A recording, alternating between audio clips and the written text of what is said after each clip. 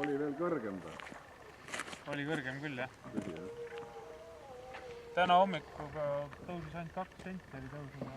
Kui vaatad neid puude alumisi piire, et näed, et on tume triip on igaval, et läheb alla. Aga noh, vesi on kõrge ikka nädal aega ikka veel. Just jagub veel. Jõuab matka kõvasti teha veel. Jah.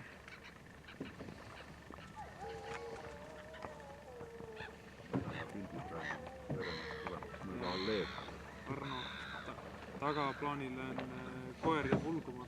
Teatud on? Nufi. Nufi. See on siuke vahva koer, kes naerab. Jah. Tuleb tema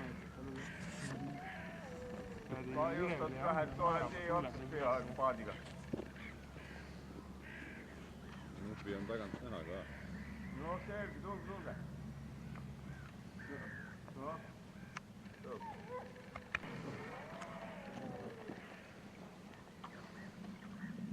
Sa alles, Arno, nüüd tuled või? Ei? Sa esimest korda tuled täna siia? Ei, ma käisin kus 12 paikku, vaatan, kui kõrgel see vesi on. Vesi ei tõuse enam.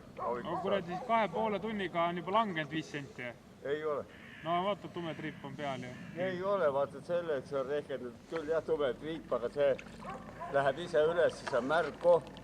Seda sa pead alati rehkendama. Sa arvad, et ta läheb ise üles või? No jah, no vaata. Imbub sisse, noh. Ta läheb ise üles alati, kus see 5 sentimeetrit seas ei saa. Siis räägid veel, et seal on veel kaugemal midagi ja siis sõuavad kähkem ka ja... Mis juttu? Ümber nurga juttu. Kõik on ilus asi. Ega see on nagu... Ega see matkavärk on samamoodi nagu vorstitegu, et ega köögi poolt ei taha näha.